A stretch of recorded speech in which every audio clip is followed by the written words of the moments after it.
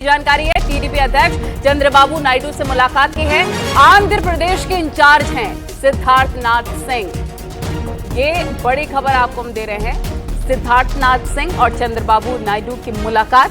TDP अध्यक्ष चंद्रबाबू नायडू से ये मीटिंग हुई है। इंचार्ज हैं आंध्र प्रदेश के सिद्धार्थनाथ सिंह। और साथ ही साथ जो रुझान सामने आ रहे हैं उसको लेकर भी हर एक पिक्चर धीरे धीरे क्लियर होती नजर आ रही है।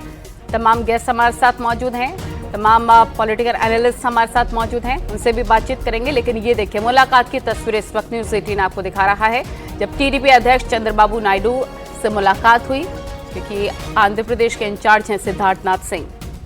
तो इस वक्त की बड़ी खबर, थोड़ी देर पहले देश के प्रधानमंत्री नरेंद्र मोदी ने भी फोन किया था टीडीपी अध्यक्ष चंद्रबाबू नायडू को। उसके बाद खबर यह भी आई कि अमित शाह ने भी उनसे बातचीत की है और अब सिद्धार्थनाथ उनसे मिले हैं जाकर। और एक बड़ी खबर यूपी से, इकरा हसन 73,000 से ज्यादा वोटों से आगे चल रही हैं। सहारनपुर से खबर, कांग्रेस के इमरान मसूद अपनी लीड लगातार बरकरार किए हुए हैं, लगभग 89,000 वोटों से भी आगे चल रहे हैं। कैराना में एसपी की इकरा हसन इस वक्त आगे चल रही हैं। इकरा हसन 73,000 से ज्यादा की लीड बनाए हुए हैं। शुरुआत उन्होंने 80 से 82 वोटों की लीड से की थी। अब बढ़ते बढ़ते देखिए 73,000 के पार पहुंच गई। इमरान मसूद 89,000 के पार पहुंच गए। कैराना में एसपी की इकरा हसन आगे है। सहारनपुर से इमरान मसूद आगे हैं। बसपा छोड़कर कांग्रेस में शामिल हुए, वहां से चुनाव लड़े और पोस्टल बैलेट के वक्त से ही वो आगे चल रहे हैं और उस लीड के मार्जिन को बढ़ाते जा रहे हैं।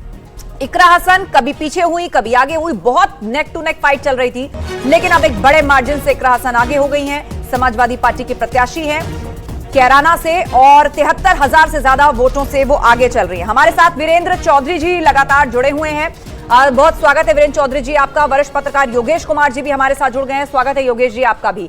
तो वीरेंद्र जी, सबसे पहले एक देशव्यापी आंकड़े की बात कर लेते हैं। एनडीए अभी तक जो हमें मिल रहा है रुझानों में, आप देखिए किस तरीके से 295 के आसपास बनी हुई, लगभग 1.5 घंटे का वक्त हो चुका है और 230-231 के आसपास आईएनडीआईए गठबंधन बन चुका है। तो क्या 10 साल बाद एक बार फिर से खिचड़ी सरकार, क्या इस पर अब चर्चा करनी चाहिए हमको, क्योंकि 3 बजे का वक्त हो गया है? नमस्कार जी। देखिए, अभी वो थोड़ा जल्दी होगा कि हम खिचड़ी सरकार की बात करें, क्योंकि एनडीए का जहां तक अब नंबर है जो हम दिखा रहे हैं 294 है और 272 चाहिए। हाँ, एक फर्क यह है कि बीजेपी का अपना नंबर अकेले जो पिछले 2 टर्म में, पहले 2014 में 282 था और 2019 में 309 था, जिसमें लगभग 50-60 सीटों का भारी नुकसान हुआ है। लेकिन जहां तक सत्ता की बात कहेंगे, पहला जो पूछना होगा राष्ट्रपति जी को, वो एनडीए को ही पूछना होगा। बिल्कुल, सिंगल लार्जेस्ट पार्टी, जाहिर सी बात है, अलायंस है। दूसरी बात, लार्जेस्ट पार्टी भी अभी बीजेपी ही है, इसलिए इस बात को तो पूरी तरह से खारिज कर देना चाहिए इस नंबर के आधार पे कि एनडीए की सरकार नहीं बन रही है। तो यानी एनडीए ये जो आंकड़ा है फिलहाल, ये रुझानों का आंकड़ा है और बीजेपी इंडिविजुअली 242 सीटों के आसपास फिलहाल बढ़त बनाए हुए है। लेकिन आईएनडीआईए गठबंधन आप देखिए 232 सीटें और एनडीए 293 सीटें। योगेश जी हमारे साथ हैं। योगेश जी, लेकिन इन रुझानों को नतीजों में तब्दील होने में कुछ घंटे लगेंगे ऐसा लग रहा है, लेकिन इनके आधार पर अब आप देखिए सरकार कैसी बने, कौन साथी साथ आए, किनको वापस बुलाया जाए, कवायदे शुरू हो गई हैं। नीतीश कुमार के पास कहा जा रहा है कि फोन किया गया है कांग्रेस के द्वारा। जीतन राम मांझी को बधाई दी है गृह मंत्री अमित शाह ने। चंद्रबाबू नायडू के पास प्रधानमंत्री का फोन पहुंचा है। तो ऐसी बहुत सारी कवायदे जो है वो शुरू हो चुकी हैं। आमतौर पर रिजल्ट आने के बाद जो प्रैक्टिसेस होती हैं वो अब रुझानों के दौरान ही हमें देखने को मिल रही हैं। देखिए, बड़ा जहां तक बात है अभी जो रुझानों की, अगर ये बिल्कुल एग्जैक्ट ऐसे रहते हैं तो जो हमारा प्रिंसिपल है, जो हमारा फॉर्मेट है, सिंगल लार्जेस्ट पार्टी को पहले इनवाइट करा जाता है या प्री पोल अलायंसेस जो ऑलरेडी हैं वो हमेशा प्रेफरेंस में रहते हैं। तो इसमें तो कोई दो राय नहीं है कि एनडीए को इनवाइट भी आएगा, they will get invite from president also, लेकिन उस चीज़ को कंसॉलिडेट त्याच्यामध्ये कदाचित अजून नक्की नाही, पण उद्याच्यालाच दिल्लीमध्ये बैठक होण्याची शक्यता आहे आणि त्याचा संदेश आज संध्याकाळपर्यंत मला आणि आमच्या इतर सहकार्यांना मिळेल की असेल तर उद्याच्या बैठकीला आम्ही तातडीने जाऊ आणि एकंदर पुढचे धोरण, पुढची नीती ही सामूहिकपणानं चर्चा करून ठरवू एवढंच या ठिकाणी मला सांगायचं. आज या निवडणुकीमध्ये अनेक गोष्टी चांगल्या घडलेल्या आहेत. राष्ट्रवादी काँग्रेस पक्षानं जयंत पाटलांच्या नेतृत्वाखाली आम्ही जागा मर्यादित लढवल्या. सगळ्या मिळून आम्ही 10 जागा लढवल्या. पण त्याच्यामध्ये असं दिसतंय की 7 जागेवर आणखी काही त्याचा पूर्ण काउंटिंग झालेलं नाही. पण 7 जागेवर आज आम्ही तुझ्या होतो. ठीक है, लगातार रिएक्शंस भी सामने आ रहे हैं. वीरेंद्र जी और योगेश जी हमारे साथ जुड़े हुए हैं. योगेश जी के पास चलते हैं. योगेश जी, अब काफी टफ फाइट यहाँ पर इंडिया गठबंधन देती नजर आ रही है. उत्तर प्रदेश की तस्वीरें भी देख रहे हैं. एनडीए 35 पर है और इंडिया 44 पर नजर आ रही है. और जैसा कि आप थोड़ी देर पहले जिक्र भी कर रहे थे कि मुद्दों का जिक्र नहीं हुआ है, चाहे महिला सुरक्षा की बातें तो लगातार बीजेपी करती रहती है, लेकिन बेरोजगारी की बात हो, महंगाई की बात हो, इसका जिक्र नहीं हुआ, इसका खामियाजा. लेकिन आपके पास लौटेंगे, एक बड़ी खबर मिल रही है इसके बीच. लालजी वर्मा कितने वोटों से आगे चल रहे हैं? 1 लाख से ज्यादा वोटों से आगे. अम्बेडकर नगर से एसपी लालजी वर्मा आगे चल रहे हैं. तो ये जो tough fight Yogesh ji India गठबंधन के तमाम प्रत्याशी देते नजर आ रहे हैं, उस पर आप क्या कहेंगे?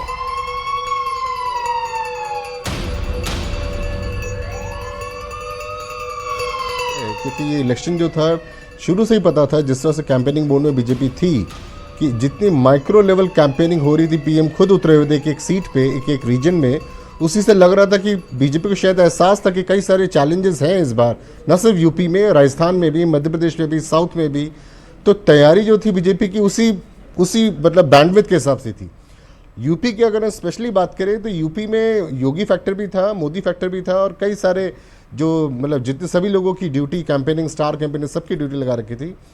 लेकिन एक जो चीज़ थी जो बड़ी कॉमन थी वो ये कि बेरोजगारी, महंगाई और पेपर लीक, महिला सुरक्षा, और जो एक एंटी इनकम्बेंसी थी लोकल एमपी की, ये एकदम ओवरशैडो कर गई जो पूरा जो ऑर्बिट था स्टार कैंपेनर्स का, उसको वो ओवरशैडो कर गई. और यही रीज़न है कि जो मिनिस्टर्स भी रहे हैं, कई बड़े सीनियर लीडर्स भी रहे हैं, वो सारे इतने ज्यादा दिक्कत में है रुझानों के हिसाब से. Yogesh ji, like you said before, और एज वी वर डिस्कसिंग कि कैंडिडेट पर चर्चा नहीं हुई, कैंडिडेट की बात नहीं हो रही थी, और कैंडिडेट को देखकर नहीं प्रचार प्रसार चल रहा था. मोदी योगी के चेहरे पर ही चुनाव लड़ा गया.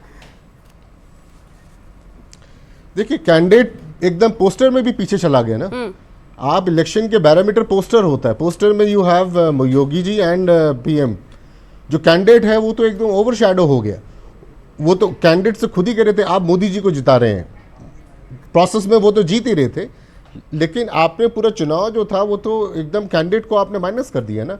जबकि कैंडिडेट के जो काम नहीं करे पिछले 5 साल में, जनता तो उसे याद रख रही है वोट करते वक्त कि हाँ ये काम नहीं करा था, इसको बताएंगे इस बार हम.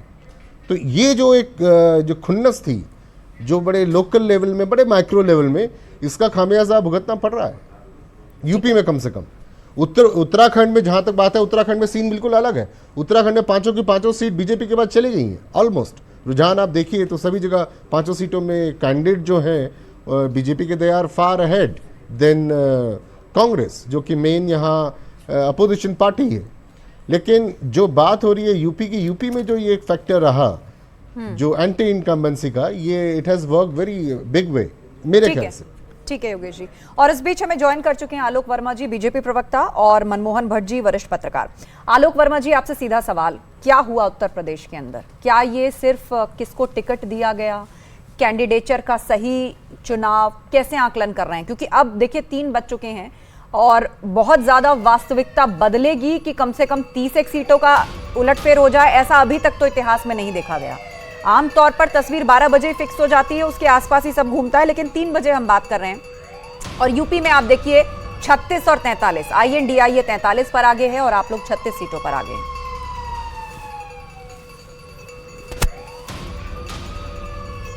बनाने जा रहे हैं और तीसरी बार मोदी जी देश की तस्वीर बदलने के लिए आगे बढ़ रहे हैं. 5 साल जो आगे हमारे सामने आएंगे, निश्चित रूप से बहुत खास समय होगा और हमें देश की तस्वीर बदलनी है. और पूरे देश ने हमको एक बार दोबारा मौका दिया है. नरेंद्र मोदी जी, माननीय प्रधानमंत्री जी, एक बार फिर से प्रधानमंत्री बन रहे हैं, पहली बार. दूसरी बात, जहां तक उत्तर प्रदेश की बात है, निश्चित रूप से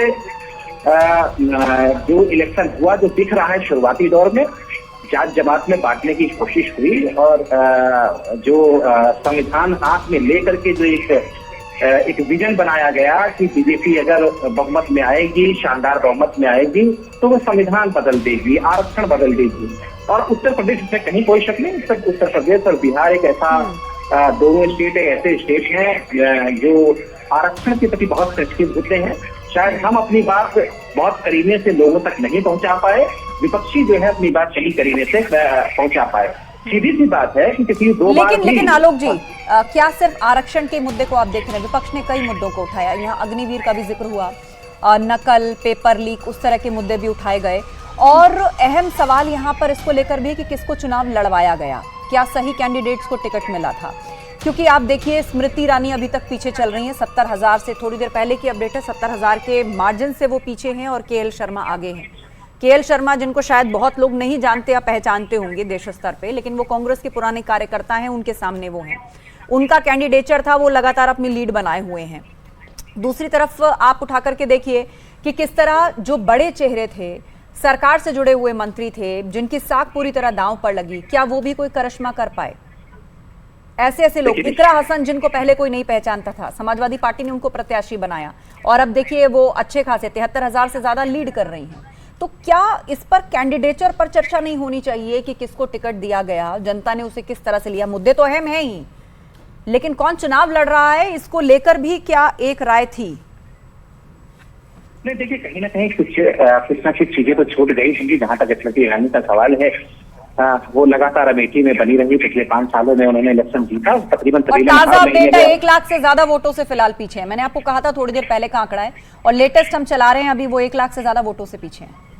तो फिर वही बात मैं आपसे कहूंगा कि उत्तर प्रदेश में जो मुझे लगता है कि बहुमत में डालने के लोगों से कोशिश की गई, बीजेपी आएगी, बहुमत से आएगी, 400 के पार करेगी तो संविधान बदल देगी तो आरक्षण बदल देगी, तो इस तरीके की बातें जो है पूरे उत्तर प्रदेश में फैलाई गई। तो शायद हमारे पीछे रह जाने की वजह ये भी थी और यही सबसे पहली वजह है। दूसरी बात, जो आप प्रत्याशियों की बात कर रहे हैं, हो सकता है कि कुछ प्रत्याशी हमारे कमजोर रहे हों, थोड़ी सी उनके प्रति इलाके अपने इलाके में थोड़ी सी नाराजगी रही हो, इसलिए समीक्षा का सवाल है। जब पूरा नतीजा निकल आएगा, आत्मचिंतन जरूर करेगा। वीरेंद्र जी के पास चलते हैं। वीरेंद्र जी, जो कैंडिडेट सिलेक्शन की बात लगातार की जा रही है, क्या लगता है कि जो समाजवादी पार्टी ने अलग अलग सीटों पर 1 बार 2 बार 3 बार कैंडिडेट चेंज किया, आत्मचिंतन किया, विचार विमर्श किया, कांग्रेस ने भी अमेठी रायबरेली को लेकर भी स्थिति बहुत ज्यादा क्लियर नहीं थी, उसका फायदा कहीं ना कहीं मिल रहा है जो स्ट्रैटेजी उनकी तरफ से अपनाई गई? देखिए, कैंडिडेट का सवाल है, लेकिन सबसे बड़ा प्रश्न मेरे हिसाब से यह है कि ये जो नैरेटिव बना, जिस नैरेटिव पर प्रधानमंत्री बाद में आते हैं, विपक्ष ने एक पहला नैरेटिव ये बनाया कि जो 400 पार ये इसलिए चाह रहे हैं कि संविधान में बदलाव चाहते हैं।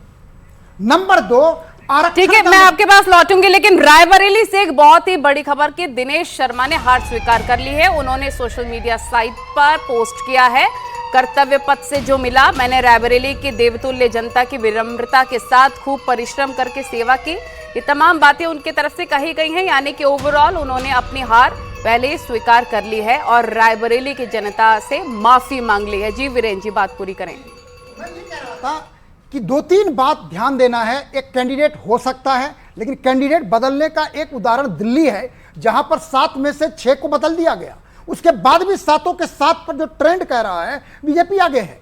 उत्तर प्रदेश में है, उत्तर प्रदेश में ऑन पेपर तो यही लग रहा था कि सपा और कांग्रेस का जो अलायंस है बहुत कुछ कर नहीं पाएगा, क्योंकि उदाहरण यह था 2019 का आंकड़ा कि एसपी, बीएसपी, आरएलडी फिर भी 15 सीट पे अटक गई थी। तो नैरेटिव जो मुझे लग रहा है बहुत बड़ा इंपॉर्टेंट फैक्टर काम किया है, जिस पे बीजेपी बैकफुट पर थी, चाहे वो 400 पार का मुद्दा हो, चाहे वो आरक्षण का मुद्दा हो, इन दोनों पे आके। और जैसा आप जानते हैं कि उत्तर प्रदेश और बिहार में इस तरह के बातों पे काफी बदलाव होता है, लेकिन आश्चर्य की बात मुझे यह लग रहा है कि बिहार पर इसका प्रभाव क्यों नहीं पड़ा। मैं भी यही मेरा अगला सवाल भी था। मनमोहन भट्ट जी हमारे बीच में हैं, वरिष्ठ पत्रकार। मनमोहन जी, आप जेडीयू के प्रदर्शन को देखिए, वो भी भाजपा के साथ चुनाव लड़ी है। तो अगर आरक्षण या ये जो मुस्लिम आरक्षण की बात या ओबीसी आरक्षण की बात, बीजेपी ने भी अपना कार्ड खेला, विपक्ष ने भी अपना कार्ड खेला, तो ये चीज बिहार में क्यों नहीं निकल के सामने आई, अगर इसी मुद्दे पर माना जाए कि यूपी की जनता ने फैसला सुनाया है? देखिए, इसमें 2-3 अलग अलग फैक्टर हैं। जहां तक मुझे लगता है, कुछ जगह जो प्रदर्शन विपक्षी पार्टियों का है वो बहुत मजबूती के साथ लड़े, चाहे वो अखिलेश यादव की बात करें, चाहे वो ममता बनर्जी की बात करें। अगर यहां हम देखते हैं तो उन्होंने पूरे जोरदार तरीके से चुनाव लड़ा और बीजेपी के रथ को रोकने की उन्होंने कोशिश की। लेकिन जहां पर कैंडिडेट्स थोड़े से हल्के रहे और जहां पर विपक्ष थोड़ा सा अपने आप को असहज कर गया, विपक्ष ने पहले से ही थोड़े से हाथ छोड़ दिए और मान लिया कि कुछ उनसे चूक हो रही है और वो नहीं लड़ पाएंगे, वहां पर बीजेपी थोड़ा अच्छा प्रदर्शन कर पाई। और बीजेपी वहां पर हारी जहां पर थोड़े से कमजोर कैंडिडेट उन्होंने दे दिए, स्ट्रेटेजी थोड़ा उस तरीके से नहीं बनाई। उनको लगा 2014 और 2019, या अगर उत्तर प्रदेश के संदर्भ और उत्तराखंड के संदर्भ में कह ले, जैसे 2017 और 2022 के विधानसभा चुनाव में जिनको टिकट मिला वो सारे जीत गए सिर्फ मोदी के नाम पर। ऐसा इस बार नहीं हुआ। जो दमखम के साथ चुनाव लड़ा, चाहे ममता मतलब जनता ने उम्मीदवारों को देखा कि कौन मैदान में है, कौन उनके बीच में रहने वाला है और मुद्दे क्या हैं। जनता ने इस बार मुद्दों को भी परखा है और कौन प्रत्याशी उनके जिले में या उनके संसदीय क्षेत्र में दिया गया है, जनता ने इसका भी ध्यान रखा है। और ताजा अपडेट है मनमोहन जी, सुबह से जब से काउंटिंग चालू हुई है, एक भी राउंड में आप पीछे नहीं हुए। 1 लाख के ऊपर मत मिले हैं। केंद्रीय मंत्री के सामने जो है आप बहुत कम समय में जो चुनाव लड़े, इस पर क्या रिएक्शन है? देखो, मैं नहीं लड़ा, यहाँ की जनता लड़ी। ठीक है, मैं तो एक मतलब है तो कैंडिडेट बन के घूमता रहा इनके बीच में, लेकिन असली काम तो यहाँ की जनता ने किया। और प्रियंका जी ने मेरे लिए बहुत किया यहाँ आके, और राहुल जी ने मेरे लिए किया, और खड़गे जी भी आए। मेरी खड़गे जी ने स्पेशल मीटिंग दिया, राहुल जी ने मीटिंग दिया, प्रियंका जी तो 2.5 दिन रही यहाँ पे। तो ये सारा उनका मतलब किया हुआ है।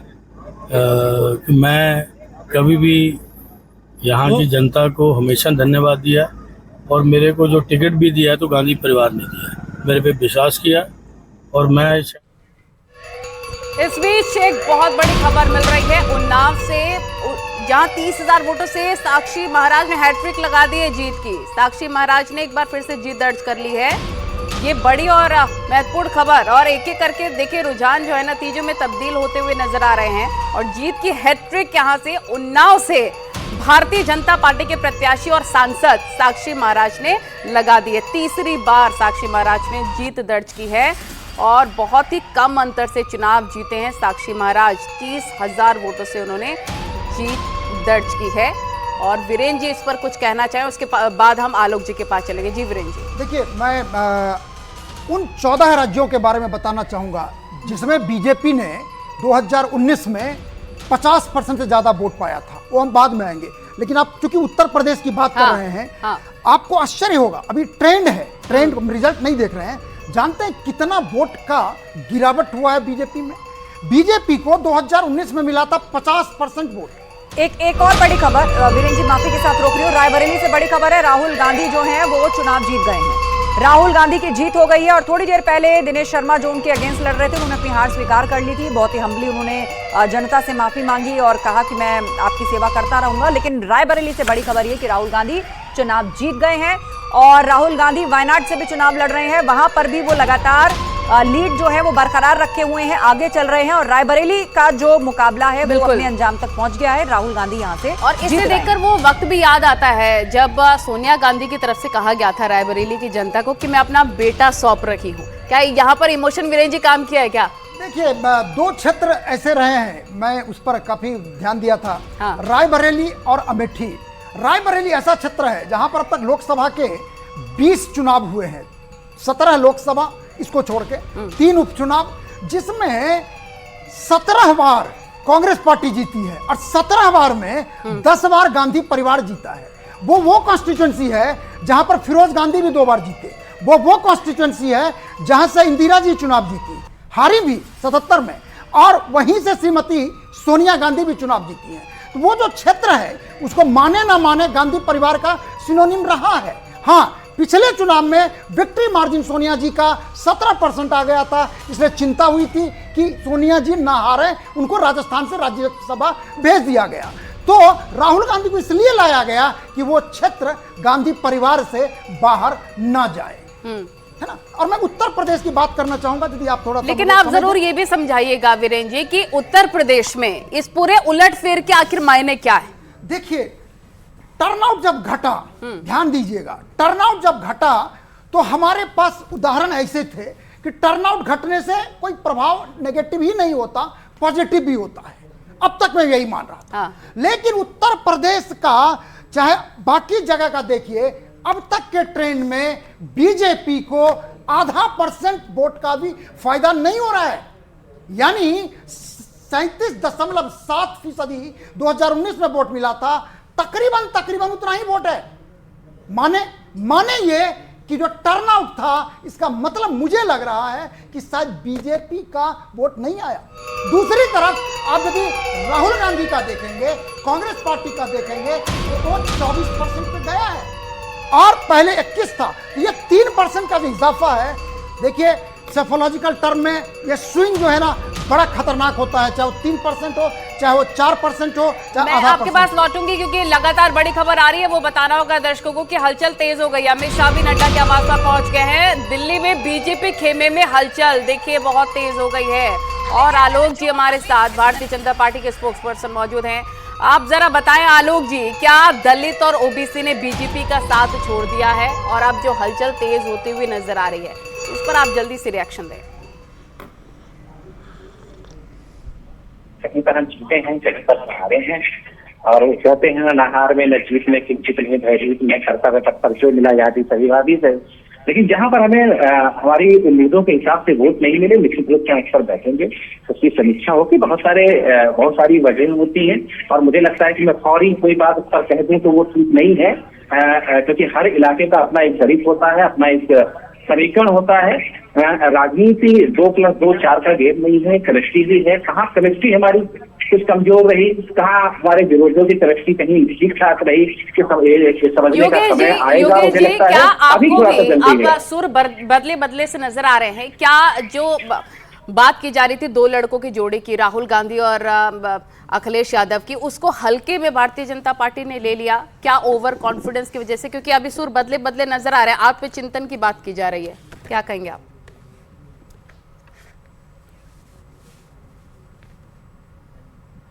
योगेश जी बोलिए।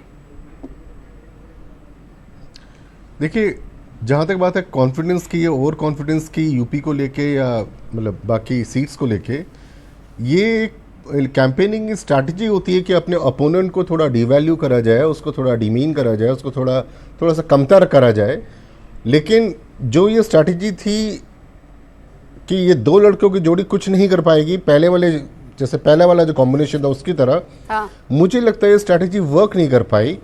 जो अटैक करना चाहिए था बीजेपी को, वो इनके इंडिविजुअल कामों पे करना चाहिए था। जब ये गवर्नमेंट में थे, इन्होंने क्या किया या क्या नहीं किया, बजाय इसके एकदम इस तरह से डिवैल्यू करना कि ये 2 शहजादे, जैसे बीजेपी में कई बार इनको बोला गया है, ये जिस तरह से तंज कसे गए, जिस तरह से मतलब जो नैरो डाउन करा गया, पिन डाउन करा गया, वो थोड़ा मैनेज नहीं हो पाया सीट्स के लेवल पे। क्योंकि जहाँ पे आपके एंटी इनकम्बेंसी फैक्टर थे, उसमें आप कुछ कर नहीं पाए। पेपर लीक का मामला था यूपी में, वो इतना बड़ा मामला था कि आप उसे मतलब उसका एक्सप्लेनेशन क्या दे पाएंगे चुनाव के दौरान? कोई ऐसा गारंटी या कोई ऐसा कुछ तो आप ये योगेश जी मान रहे हैं कि साथ में एक और पॉइंट में ऐड ऑन करना चाहूंगी, सबका साथ में जवाब दीजिएगा कि क्या जो बीएसपी के वोटर्स हैं वो भी साथ में चले गए एसपी कांग्रेस के? बिल्कुल। जो मैंने जो पहले बात बोली अभी आप ही के चैनल में, मेरा ये मानना है कि जिस तरह से बहुजन समाज पार्टी ने अपने टिकट बांटे और जिस तरह से इंडिया गठबंधन ने अपना नैरेटिव सेट करा कि अगर 400 पार आते हैं तो कॉन्स्टिट्यूशन बदल दिया जाएगा, रिजर्वेशन खत्म कर दिया जाएगा, ये जो फियर फैक्टर यूज करा गया या इंडिया गठबंधन के द्वारा इसको स्प्रेड करा गया, इससे दलित बहुत सहमा हुआ और बहुत घबराया हुआ रहा, जिसकी वजह से उसने बहुजन समाज पार्टी को छोड़ के अपनी कोर वोटर जो बीएसपी का था वो शिफ्ट करा है समाजवादी पार्टी में भी और इंडिया गठबंधन में। बहराइच से और बीजेपी के यही प्रत्याशी reason है जीत जो गए। बीजेपी एकदम रोकना चाहूंगी आपको, योगेश जी लौटूंगी, बड़ी खबर मिल रही है। बहराइच से बीजेपी प्रत्याशी जीत गए हैं, आनंद कुमार की जीत हो गई है। अब जो रुझान है आस्था धीरे धीरे नतीजों में तब्दील हो रहा है। जी हाँ बिल्कुल, और एक एक करके कौन कहां से जीत गया है, किसने अपनी हार स्वीकार कर ली है, वो डेटा आपके सामने है। और फिलहाल ताजा डेटा आप देख रहे हैं, आनंद कुमार जीत चुके हैं बहराइच से, बीजेपी के प्रत्याशी हैं। हमारे साथ आलोक जी लगातार जुड़े हुए हैं, बीजेपी के प्रवक्ता। आलोक जी, क्या अभी आत्ममंथन का दौर है या अब भी आप कहेंगे कि कुछ घंटे रुक जाइए? आत्ममंथन, आखिर क्या गलत हुआ, कौन से मुद्दे कमजोर पड़े? और जिस पीडीए की बात शुरुआत से समाजवादी पार्टी कर रही थी, आपको ऐसा लगा कि शायद मुस्लिम आरक्षण की बात करके आप उन्हें अपनी पिच पर लेकर आए, लेकिन वो पीडीए की पिच पर खेलते रहे, और क्या यही मैसेज जनता तक भी पहुंच गया? नहीं, देखिए, देश में मोदी जी को पसंद किया है इस देश में, इसमें कहीं कोई शक नहीं। सरकार हम बनाने जा रहे हैं, हमको बहुमत दिया है, हमारा जो गठबंधन है उसे बहुमत मिला है और जल्द ही हम सरकार बना लेंगे, पहली बात। दूसरी बात यह है कि उत्तर प्रदेश में जिस तरीके से हमने मेहनत की, लगातार मेहनत की, 2022 में जब हमने उत्तर प्रदेश का इलेक्शन जीता, उसी के बाद ही हमने जीती सीटों पर भी अपनी रणनीति बनाई और जहां हम हार गए थे, जो सीटें हमारी नहीं हुई थी, वहां पर भी हमने काम किया। लेकिन जितनी मेहनत हमने की है, जो काम हमारी सरकार में हुआ है, उस हिसाब से हमको उत्तर प्रदेश से इसमें कहीं कोई शक नहीं कि जो रुझान आ रहा है उससे ऐसा उससे थोड़ी सी हताशा निश्चित रूप से है, क्योंकि सभी 80 की 80 सीटें जीतने का प्लान, जीतने की रणनीति हमने बनाई थी। और जिस तरीके से कोई पार्टी काम कर सकती है किसी एक इलाके में, किसी अपने एरिया में, भारतीय जनता पार्टी का ये तरीका रहा है, ये काम करने का तरीका रहा है कि 7 सालों में योगी जी ने उत्तर प्रदेश में परिवर्तन ला करके दिखाया है। और जो हमारी डबल इंजन की सरकार थी, मोदी जी ने भी जो काम किया है, उसका असर उत्तर प्रदेश पे दिखाई पड़ा है। कोई भी जो समीक्षा करना चाहे वो देख सकता है, उत्तर प्रदेश की सड़कों पर गुजरेगा तो उसको पहले से बेहतर सड़कें मिलेंगी। आलोक जी, ये सारी बातें तो तब तक थी जब तक आप लोग चुनाव लड़ रहे थे, लेकिन आज तो नतीजों का दिन है और मैं अपडेट कर देती हूँ। अब तेजी से रुझान नतीजों में बदल रहे हैं। एनडीए 92 सीट जीत चुकी है, INDIA 44 सीट जीत चुकी है, 202 पे एनडीए आगे चल रही है, 187 पर INDIA आगे चल रही है। ये देश का टैली है। मनमोहन भट्ट जी हमारे साथ है, उनका रुख कर लेते हैं, सीनियर जर्नलिस्ट।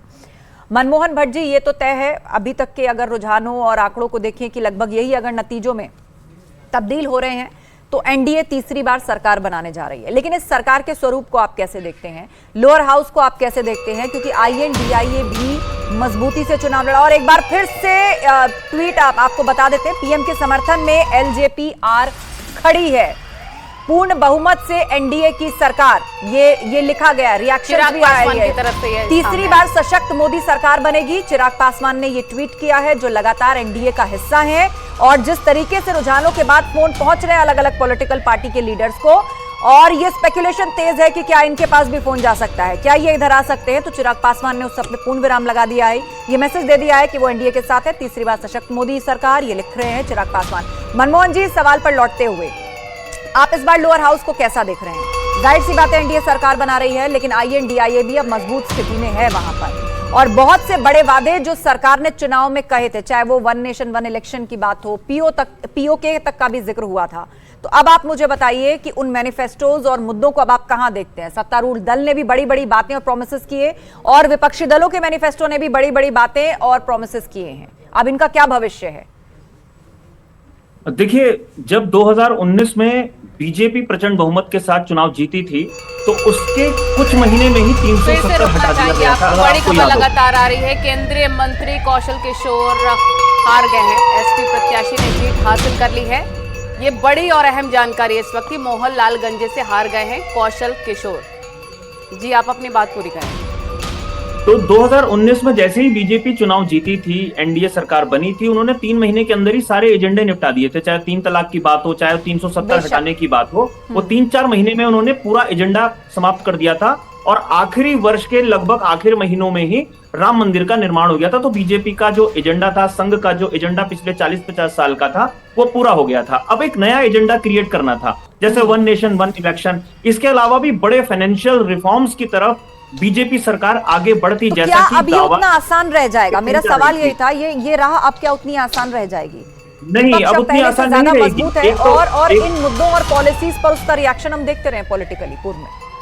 देखिए, अब ये इतना आसान नहीं रहेगा, क्योंकि अभी तक तो आप अकेले दम पर सरकार चला रहे थे। एनडीए के जो बाकी घटक दल थे उन्हें साथ लेकर आप चलते थे, लेकिन अब आपको कोई भी फैसला अगर करना होगा तो जो घटक दल है उन लोगों को अपने साथ आपको लाना होगा, एक कॉमन कंसेंसस बनाना होगा। जो कॉमन मिनिमम प्रोग्राम्स की बात होती थी वो बनाना होगा, तब सरकार आगे चल पाएगी। और एक महत्वपूर्ण बात यहाँ पर और है, जो विपक्ष पहले डरा हुआ सहमा हुआ रहता था, उसकी आवाज बहुत ज्यादा नहीं सुनाई देती थी। हालांकि बाद में उन्होंने जिस तरीके के एजिटेशंस कई बार किए, अब पहले दिन से जो संसद के भीतर, लोअर हाउस के भीतर जिस तरीके का माहौल होगा, वो पिछले 2 संसदों के मुकाबले ज्यादा आक्रामक होकर विपक्ष अपनी बात रख पाएगा। और जो नैरेटिव बीजेपी लगातार पिछले 2 लोकसभा चुनाव से सेट कर रही थी, खासतौर पर राहुल गांधी को लेकर कि ये नेता नहीं है, पार्ट टाइम नेता है, तो इस बार चाहे वो 44 से 54 पहुंचे, 54 के बाद 90 प्लस के आसपास कांग्रेस पहुंच गई है, लेकिन जो पिछले 1-1.5 साल से राहुल गांधी ने न्याय यात्रा, भारत जोड़ो यात्रा निकाली, उसको अभी तक लोग हल्के में मान रहे थे। कल शाम तक भी अगर कोई ये कहता था कि 90 प्लस या 100 के आसपास कांग्रेस आएगी, तो उस बात को खारिज कर दिया जाता था। लेकिन अब चूंकि समाजवादी पार्टी का भी अच्छा खासा दखल होगा संसद के भीतर, कांग्रेस के भी लगभग 100 के आसपास सांसद होंगे, ममता बनर्जी के भी होंगे, मजबूत तो स्थिति बहुत में आक्रामक एटलीस्ट विपक्ष इस बार नजर आ रहा है। और साथ ही हम ये भी जिक्र कर रहे हैं, जो नैरेटिव सेट करने की कोशिश की और जो विपक्ष की तरफ से मुद्दे उठाए जा रहे थे, आरोप लगाए जा रहे थे, मैं एक और सेना से जुड़ा हुआ भी सवाल आपसे पूछना चाहूंगी कि क्या अग्निवीर योजना बैकफायर की गई है? क्या उसको भी जो उठाया गया विपक्ष की तरफ से वो घर कर गया लोगों के जहन में? इसका भी नुकसान हुआ बीजेपी को? देखिए, 2 अलग अलग चीजें हैं। अग्निवीर योजना, मैं मतलब अगर गढ़वाल की मैं बात करता हूं, उत्तराखंड पहाड़ से मैं आता हूं, तो अग्निवीर योजना को खास तौर पर उत्तराखंड में भी प्रचारित किया गया, लेकिन यहां पर अग्निवीर नहीं चला। लेकिन अगर हम पूर्वांचल की बात करते हैं, पश्चिमी उत्तर प्रदेश की बात करते हैं, या उत्तर प्रदेश के दूसरे हिस्सों की बात करते हैं, वहां पर, या राजस्थान की भी बात करते हैं, तो सेना में भर्ती होने के लिए यहां से भी लोग जाते थे। और निश्चित रूप से एक बात बहुत स्पष्ट रूप से प्रचारित की गई थी, कई जो रैलियां हुई थी उसमें बात कही जा रही थी कि आज आपको कोई हवलदार दिखाई देता है, रिटायर्ड हवलदार या ऑनररी कैप्टन दिखाई देता है, वो इसलिए दिखाई देता है क्योंकि वो सेना में सिपाही के रूप में भर्ती हुआ था। और चलिए आपके पास पहुंचूंगी, क्योंकि अब उलटफेर हो ही गया, तो उसके मायने क्या हैं अपने दर्शकों को बता दें। यूपी में उलटफेर के मायने क्या है? महंगा पड़ा पुराने चेहरों पर दाव, ये क्वेश्चन मार्क। कांग्रेस एसपी गठबंधन को हल्के में लिया गया क्या? ये भी यहां पर सवाल उठता हुआ। ओबीसी और दलित वोटर्स ने भी चोट पहुंचाई है। तो जान लीजिए उत्तर प्रदेश के जो रुझान फिलहाल आपको दिख रहे हैं, अखिलेश का पीडीएफ फॉर्मूला सफल साबित हुआ है। बसपा का वोट बैंक समाजवादी पार्टी या फिर कांग्रेस की तरफ शिफ्ट हुआ है। इसके अलावा बीजेपी का पसमानदा प्लान सफल नहीं हुआ, जहां से उसे उम्मीद थी कि आर्थिक रूप से कमजोर मुसलमान वर्ग उसके साथ आ सकता है। मुस्लिम आरक्षण मुद्दा उल्टा पड़ गया है। बार बार कर्नाटक के मॉडल को कोट करना इसने साथ नहीं दिया। चुनावी सभा से स्थानीय मुद्दे गायब रहे। सहयोगी दल ओवर कॉन्फिडेंट हो गए। कैंडिडेट से नाराजगी, बहुत सी जगह पर तो अपने कैंडिडेट को वहां के विधायक पसंद नहीं कर रहे थे। काम की जगह मोदी के नाम पर वोट मांगे। राम मंदिर के मुद्दे पर ज्यादा निर्भर रहे, इसको लेकर भी चर्चा है। महंगा पड़ा है पुराने चेहरों पर दांव, जिनका फीडबैक भी नेगेटिव था उनको वापस से रिपीट किया गया। कांग्रेस एसपी गठबंधन को हल्के में लिया गया।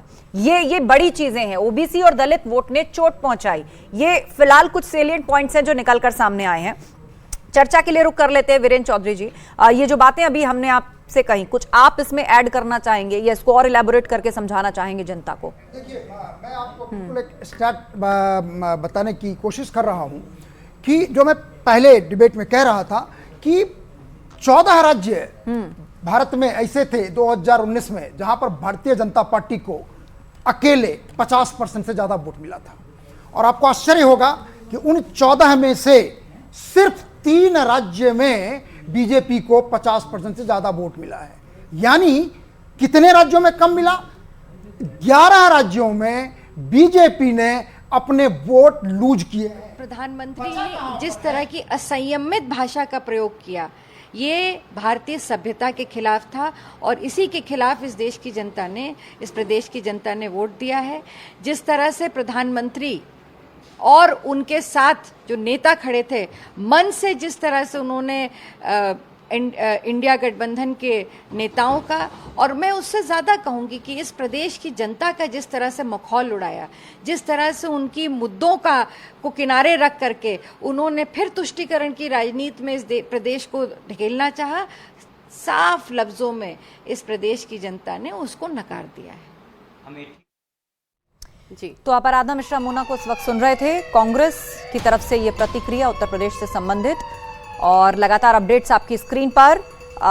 कुछ राज्यों की अगर बात करें वीरेंद्र जी, 2019 से आप कंपेयर कर रहे थे, लेकिन इस बार तस्वीर काफी बदली है और फिलहाल 95 सीट पर बीजेपी जीत चुकी है, INDIA गठबंधन 46 सीट जीत चुकी है, और ओवरऑल रुझान की बात करें तो 295 पर भाजपा आगे और 232 पे INDIA इस वक्त आगे चल रहा है। अब मोटा मोटी तौर पर आकलन है कि तकरीबन 2 से 3 घंटों में ये स्थिति साफ हो जानी चाहिए।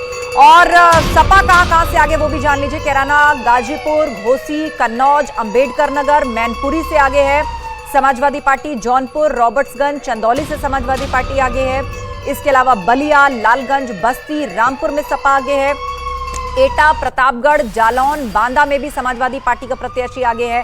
यूपी में समाजवादी पार्टी कुल 34 सीटों पर आगे चल रही है, जिसमें कैराना, गाजीपुर, घोसी, आजमगढ़ समेत कन्नौज, अंबेडकर नगर, मैनपुरी जो कि सपा का गढ़ कहा जाता रहा है, यूपी में SP 34 सीटों पर आगे है। वीरेंद्र जी, जिन जगहों का मैंने नाम लिया उनमें वो जगहें भी शामिल हैं जिनको गढ़ कहा जाता रहा है, और बाई इलेक्शन में ये सीटें सपा के पास से चली गई। बीजेपी आई और इस चुनाव में उसने आकर के सबसे पहले कहा कि कोई गड़बड़ नहीं है, परिवारवाद से छुटकारा मिलना चाहिए, अब सिर्फ काम के आधार पर जनता आंकती है। लेकिन आप देखिए कि तकरीबन वही सीटें, आजमगढ़, रामपुर, ये हॉट सीटें रही, चर्चा का विषय रही कि दोनों ही मुस्लिम आबादी होने के बावजूद बीजेपी के पास बाई इलेक्शन में चली गई। लेकिन अब यहां से सपा के कैंडिडेट्स आगे चल रहे हैं। यादव परिवार के ज्यादातर सदस्य जो चुनाव लड़ रहे हैं वो सभी आगे चल रहे हैं।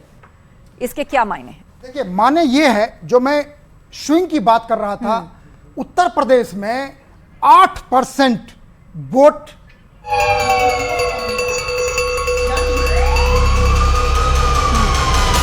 और बड़ी खबर इस वक्त अमेठी से हार गई है स्मृति ईरानी। इस वक्त की बिग ब्रेकिंग, अमेठी में KL शर्मा चुनाव जीत गए हैं और अमेठी से स्मृति ईरानी चुनाव हार गई हैं। 2019 में उन्होंने राहुल गांधी को हराया था, बड़ी जीत हासिल की थी, और इस बार एक बार फिर से वो मैदान में थी। और चर्चा शुरुआत से ये रही कि क्यों नहीं राहुल गांधी यहां से लड़ना चाहते या गांधी परिवार का सदस्य लड़ना चाहता, लेकिन उस वक्त यही कहा गया कि ये हमारी रणनीति का हिस्सा है। राहुल गांधी रायबरेली पहुंचे, एंड मोमेंट पे फैसला लिया गया जरूर कांग्रेस की तरफ से, लेकिन रायबरेली सीट वो जीत गए हैं। और अमेठी से बड़ी खबर ये कि स्मृति ईरानी चुनाव हार गई है, KL शर्मा की जीत हुई है। वीरेंद्र जी, थोड़ी देर पहले प्रियंका गांधी ने ट्वीट भी किया था, और वो KL शर्मा के साथ उनकी तस्वीर थी जहां पर वो बैठकर कुछ खाते हुए शायद नजर आ रही हैं। कुछ साल पुरानी तस्वीर वो लग रही है, उसमें वो बड़े सेंटिमेंटल होकर लिख रही हैं कि भैया कह करके संबोधित कर रही हैं और कह रही हैं कि मुझे तो मालूम था कि आप अमेठी से जरूर जीतेंगे। और देखिए अब वास्तविक नतीजा आ गया है, स्मृति ईरानी केंद्रीय मंत्री चुनाव हार गई हैं अमेठी से। बिल्कुल। और भारतीय जनता पार्टी की तरफ से जो आरोप लगाए जा रहे थे उनके प्रत्याशी पर कि बाहरी हैं, उस पर भी पुरजोर तरीके से उन्होंने बात रखी थी कि जमीनी स्तर से जुड़े हुए हैं और अक्सर अमेठी की जनता के साथ वो रहते हैं। देखिए, अमेठी में भी मैं वो बात कहूंगा कि 16 बार लोकसभा चुनाव हुए हैं, जिसमें सिर्फ 3 बार अपोजिशन जीती है। संजय गांधी हारे 1977 में, एक बार संजय सिंह जीते बीजेपी से, और एक बार जीती स्मृति ईरानी जी। तो कहने का मतलब यह है कि वो भी क्षेत्र जो है जुड़ा रहा है। सोनिया जी भी वहां से चुनाव जीती हैं, संजय गांधी भी चुनाव जीते हैं, और राहुल गांधी भी जीते हैं। तो कहने का मतलब है कि वहां पे फैमिली का एक कनेक्शन है, जो पिछली बार ईरानी के जीतने का कारण क्या था कि वो विक्ट्री मार्जिन 5% से कम था, यानी कि मुश्किल से 11-12 हजार वोट से स्मृति ईरानी जीती थी, और अब की बार उनको काफी वोटों से कांग्रेस का कैंडिडेट हराया है। और जो कैंडिडेट है वो समझिए एक तरह से सरनेम भले नहीं गांधी है, लेकिन उसको आप गांधी ही समझिए, क्योंकि पिछला रिश्ता 40 वर्षों से है उनका। बिल्कुल। और वीरेंद्र जी, एक बहुत ही दिलचस्प और बड़ी बात यह भी है कि जो कहा जा रहा था भारतीय जनता पार्टी की तरफ से कि समाजवादी पार्टी समाप्तवादी पार्टी हो जाएगी, कांग्रेस विलुप्त हो जाएगी, इतिहास बन जाएगी, बहुत मजबूती के साथ यहाँ पर INDA गठबंधन लड़ा तो है, लेकिन गांधी परिवार देखिए, कांग्रेस को देखिए, अमेठी रायबरेली दोनों सीट उनकी। देखिए, अब मैं थोड़ा डेमोग्राफी की बात करना चाहूंगा कि 2014 और 2019 में ना यादव वोट जो है लोकसभा चुनाव में अलग नेचर से वोट डालता रहा है, यानी मोदी जी को डालता रहा है। पहली बार ऐसा हो रहा है उत्तर प्रदेश में कि वाई तो था ही, M बिल्कुल अखिलेश के पीछे खड़ा हो गया, कांग्रेस का 5-6% वोट होता है, तो एमवाई का वोट यदि आप जोड़ते हैं तो तकरीबन 30% होता है। और यदि कांग्रेस का 5-6% जोड़ दीजिए तो निश्चित रूप से, और इधर जैसा मैंने कहा कि 8% वोट कम हुआ है बीजेपी का, 8% का स्विंग बहुत बड़ा स्विंग होता है सोशियोलॉजी में, जो सत्ता बदल सकती है, कुछ भी कर सकता है। यही कारण है कि 64 से बीजेपी 34 पर लीड करती हुई दिखाई दे रही है।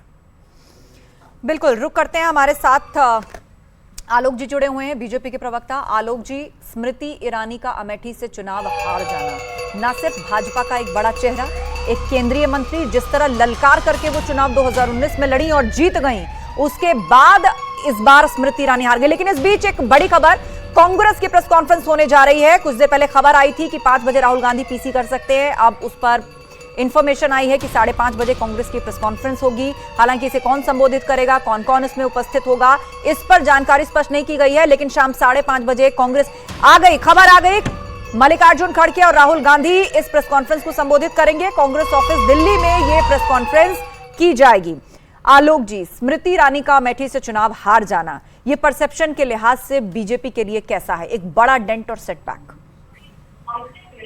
लेकिन साथ साथ दिख रहा है पहली नजर में कि उत्तर प्रदेश में एक बार संख्या क्या जमात में पार्टियां की कोशिश की और जो बरगलाने की कोशिश हुई उसका कुछ असर रहा। जो संविधान बदलने की बात बार बार राहुल जी कर रहे थे, कांग्रेस फैमिली कर रहे थे, अखिलेश जी कर रहे थे, उसका असर जो है शायद नीचे तक पहुंचा है। अच्छा, अभी नुकसान स्मृति ईरानी जी को हुआ है। स्मृति ईरानी जी एक ऐसी लीडर थी जो अमेठी में लगातार उठती थी, लगातार ठहरती थी, अपने व्यस्त मंत्रिमंडल का जो उनका काम था उससे हट करके भी वो तकरीबन हर महीने जो है अमेठी पहुंच जाते थे। लेकिन बहुत सारे कारण किसी हार के जीत के रहते हैं। निश्चित रूप से समीक्षा का समय आएगा तो हम बैठ करके इसकी समीक्षा करेंगे कि जो हमारे बड़े चेहरे हैं वो क्यों हारे, क्या वजह रही, कौन सी वजह ज्यादा असरकारी रही, उनमें क्या कुछ सुधार किया जा सकता है, किस तरीके से हम आगे बढ़ सकते हैं। फिर वही मैं बात कहूंगा कि हार में न जीत में कोई भय नहीं है। हम फिर से निकलेंगे, कहीं हम हारे हैं, कहीं जीते हैं, कहीं के लोगों ने, कहीं किसी इलाके में, कहीं किसी प्रदेश में हम पर बहुत भरोसा किया, उड़ीसा में हम पर शानदार भरोसा किया, साउथ इंडिया में हमने बेहतर किया, बिहार में हम बेहतर रहे, उत्तराखंड में हम बेहतर रहे। ऐसे कई इलाके हैं, दिल्ली ने हम पर पूरा का पूरा भरोसा किया। तो ऐसे कई इलाके हैं जो जिन्होंने मोदी जी के ऊपर। चलिए, तो आप ये मान रहे हैं कि ये समीक्षा का समय है और ये आत्मचिंतन का वक्त है, और इस बीच एक तस्वीर हमें मिल रही है जो स्क्रीन पर हम अपने दर्शकों को दिखा रहे हैं। रिजल्ट हब से भी हर अपडेट सबसे पहले हम आपको बता रहे हैं, क्योंकि यहां से सीधे तौर पर हमारे जो प्रतिनिधि हैं वो आप तक डेटा पहुंचाते हैं। मनमोहन भट्ट जी को मैं जोड़ना चाहूंगी। मनमोहन भट्ट जी, क्या अखिलेश यादव को गेम चेंजर कहना चाहिए उत्तर प्रदेश में? आप देखिए, कांग्रेस के लिए कहा जा रहा था कि उसका जमीन पर कोई संगठन भी ठीक से एस्टैब्लिश नहीं है, सपा का ही संगठन लोगों को निकाल निकाल के वोटिंग करवा रहा था। और ये जो टीम वर्क था, जिनको 2 लड़कों की जोड़ी कहकर संबोधित किया गया, ये असल में उत्तर प्रदेश में जो है एक बदलाव कर गया। ये ऐसे आंकड़े की किसी को उम्मीद नहीं थी।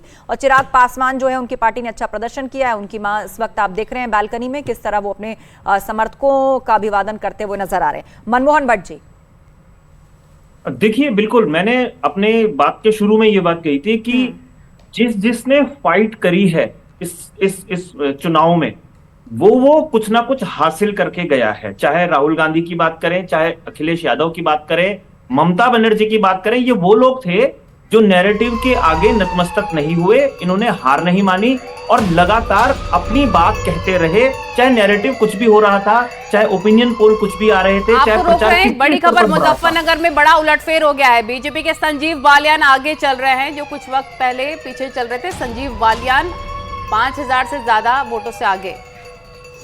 और इस वक्त रविंद्र जायसवाल जी हमारे साथ जुड़ गए हैं, यूपी सरकार में मंत्री हैं। रविंद्र जी, स्वागत है आपका न्यूज़ 18 में। और इस वक्त अगर पूरे देश के टैली की बात करें तो एनडीए जो है वो रुझानों में बहुमत हासिल कर चुकी है। सरकार बनाने की कवायदें, लोगों के साथ संपर्क करने की कवायदें चल रही हैं। लेकिन यूपी में ये क्या हुआ है? रुझानों में तो आप उसका आधा भी अचीव नहीं कर पाए, क्योंकि 80 में से 80 का लक्ष्य आप लोगों ने लिया था। यहां पर क्या आत्ममंथन की स्थिति है? देखिए, हमने 80 में 80 लक्ष्य रखा था, अपना पूरा प्रयास हुआ, लेकिन विपक्ष ने एक समुदाय विशेष को गुमराह करके और वोट के लिए जिहाद करो भाजपा को हराने के लिए, तो एक समुदाय विशेष को इकट्ठा कर लिया। पॉइंट नंबर 2, उन्होंने कुछ लोगों को गुमराह किया कि ये 400 के पार जाएंगे तो अंबेडकर जी के संविधान में बदलाव करेंगे, जबकि हमने संविधान के बदलाव नहीं करने वाले थे, लेकिन ऐसा मिसगाइड करने में सफल हो गए। ठीक है, तो आप ये मान रहे हैं कि विपक्ष ने एक परसेप्शन सेट किया कि संविधान को बदल दिया जाएगा और आरक्षण के मुद्दे को भी, ओबीसी आरक्षण का मुद्दा चुनाव के शुरुआत से ही विपक्ष ने पकड़ कर रखा था और बीते 1-1.5 साल से पीडीए की बात भी कर रहा था, लेकिन आपने भी मुस्लिम आरक्षण के मुद्दे को रखा, लेकिन कहीं ना कहीं वो नहीं चल पाया। और क्या ये ओबीसी आरक्षण का मुद्दा आपको लग रहा है कि इसकी वजह से भी जनता का ओपिनियन शायद आपके खिलाफ बना हो? नहीं, हम अपनी बातों को जो कर्नाटका तेलंगाना में हुआ था, हाँ, वो हमने विषय को रखा, लेकिन हम अपनी बातों को कह नहीं पाए पूरी तरह से। विपक्ष ने उसको लेकर के मिसगाइड करने के बाद सफल हो गए। ठीक है, तो आप कह रहे हैं कि विपक्ष ने मिसगाइड किया और वो सफल हो गए, लेकिन यहाँ पर रविंद्र जी चर्चा इस बात की भी है कि किन उम्मीदवारों को टिकट दिया गया, क्या वो सही था? बहुत सी जगह तो जो प्रत्याशी थे, सुनने में आया कि वहां के विधायकों में उनका विरोध है, कार्यकर्ताओं में उनका विरोध है, बाहर से किसी को लाकर के बिठाया गया तो जनता तक ये भी संदेश गया कि ये तो बाहरी हैं, ये यहाँ रहेंगे नहीं या रहेंगी नहीं। इस तरह की भी कोई बातें थी कि बहुत ज़्यादा लोकल कैडर का समर्थन जिनको नहीं था उनको भी टिकट दिया गया। कुछ ऐसे पुराने चेहरों पर दाव लगाया गया जिनका फीडबैक भी नेगेटिव था। क्या टिकट बंटवारे और किसकी उम्मीदवारी थी, इसको लेकर भी क्या फैसले क्या ओवरऑल जो 405 भारत माता की वंदे वंदे, भारतीय जनता पार्टी जिंदाबाद, भारतीय जनता पार्टी जिंदाबाद, नरेंद्र मोदी जिंदाबाद, नरेंद्र मोदी जिंदाबाद, जय बद्री विशाल, जय बाबा केदार, जय बाबा टपकेश्वर।